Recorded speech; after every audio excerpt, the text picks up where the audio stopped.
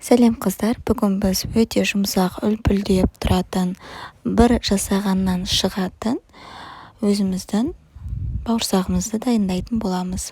Алдағы уақытта менімен бірге болыңыздар. Ең алдымен біз жылы сүтімізді құямыз. Яғни қатты ыстық болмау керек, жылы болып тұру керек. Сүтімізді құйған соң үстіне бөлме температурасындағы жұмыртқамызды саламыз.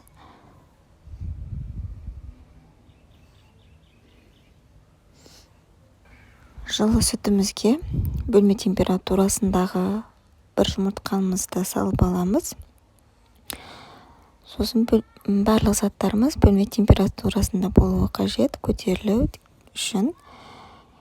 Сосын сіздер майонез қолдансаңыздар да болады, немесе қаймақ қолдансаңыздар да болады. Яғни екеуі де бөлме температурасында болуы қажет. Соны ұмытпаңыздар. Мен қаймақ қолдандым.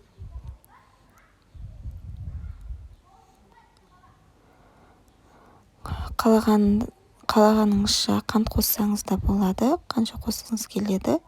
Қантыңызбен тұзымызды қосамыз. Сосын үстіне дрожжымызды қосып, әбден араластырамыз. Яғни бұл апараға қажет. Кішкене ұнымызды қосып, қақпағын жауып, апарамыз көпіршіктеніп тұрғанша жауып аламыз.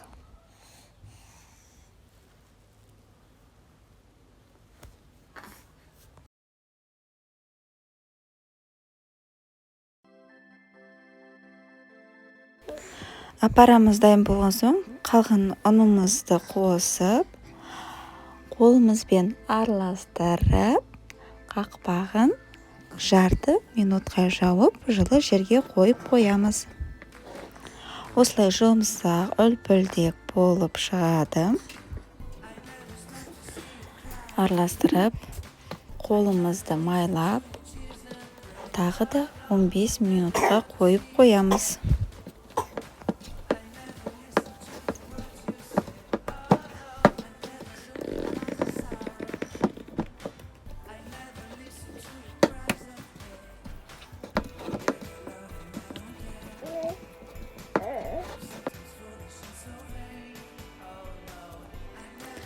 Он 15 минут қойған соң қамырымызды илеп аламыз. Осы кезде майымызды қосып қоямыз, қызып тұру қажет. Осылай илеп, жұқада емес, қалыңда емес, орташа илеп, бауырсағымызды пісіріп алатын боламыз.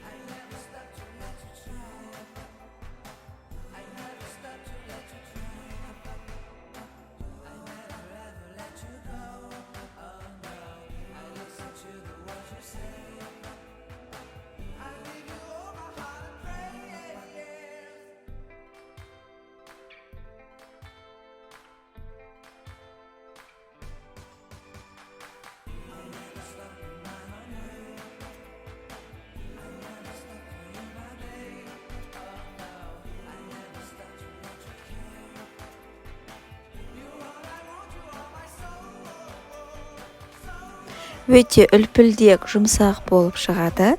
Менің рецептіммен жасап көріңіздер.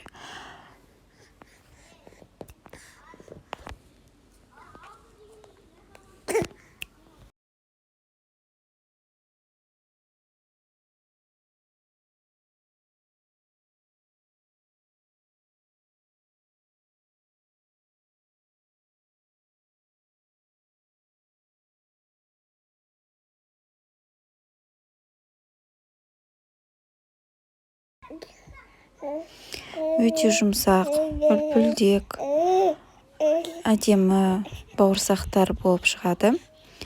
Менімен бірге болғандарыңызға рахмет. Тіркеліп, лайк басып қоюды ұмытпаңыздар. Сіздермен бірге болған Тәтішай Жаңыл Үсенқызы. Рахмет.